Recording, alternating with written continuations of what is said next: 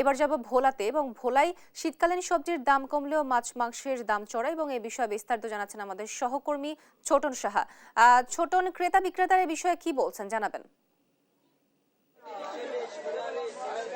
তো আজকের বাজারে নিত্যপণ্য কিনতে এসে ক্রেতারা কিন্তু ক্ষোভ প্রকাশ করছেন, তারা অসন্তোষ প্রকাশ করছেন। তারা আমাদেরকে বলছিলেন যে আজকের বাজারে হচ্ছে শীতকালীন যে সবজি সেটির দাম তারা বলছিলেন যে মোটামুটি নাগালের মধ্যে রয়েছে, তবে আলুর বাজারে এখনো অস্থিরতা। একই সাথে সয়াবিন তেলের বাজারে সবচেয়ে বেশি অস্থিরতা কিন্তু চলছে। সয়াবিনের বাজারে আমরা দেখেছি যে আসলে খোলা যে তেল রয়েছে সেটি 185 থেকে 190 টাকা বিক্রি হলো। বোতলজাত যে সয়াবিন তেল সেটি কিন্তু মিলছে না। দোকান থেকে দোকানে ঘুরছেন ক্রেতারা, কিন্তু সয়াবিন তেল কিন্তু তারা পাচ্ছেন না। এবং একই সাথে যে আলুর বাজারে যে পরিস্থিতি, নতুন আলুর কিন্তু এসেছে বলার বাজারে, তবে সেই আলুর দাম চড়া, কেজি প্রতি বিক্রি হচ্ছে 70 টাকা। তবে কিছুটা কমেছে কিন্তু পুরাতন আলুর দাম, সেই আলু কিন্তু 60 টাকা কমেছে।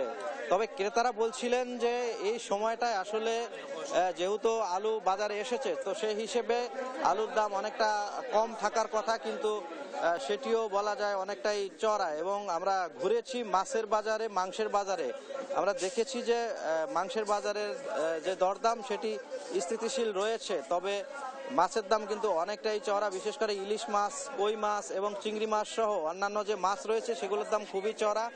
ইলিশ মাছ কিন্তু বিক্রি হচ্ছে 2000 টাকা কেজি দরে, এবং চিংড়ি মাছ সেটি 1000 থেকে 1200 টাকা দরে বিক্রি হচ্ছে। এবং একই সাথে যে কই মাছ রয়েছে দেশীয়, সেগুলো কিন্তু 800 থেকে 900 টাকা কেজি দরে বিক্রি হচ্ছে। এবং অন্যান্য যে দেশীয় মাছ রয়েছে, রুই এবং কাতাল মাছ, সেগুলো কিন্তু আমরা দেখেছি যে 500 টাকার উপরে কিন্তু কেজিতে বিক্রি হচ্ছে। এই যখন অবস্থা, আমরা কথা বলেছি ভোক্তা অধিকার সংরক্ষণ অধিদপ্তরের কর্মকর্তাদের সাথে, তারা বলছিলেন যে তারা নিত্যপণ্যের দরদাম নিয়ন্ত্রণে তাদের যে নিয়মিত যে মনিটরিং সেটি চলছে।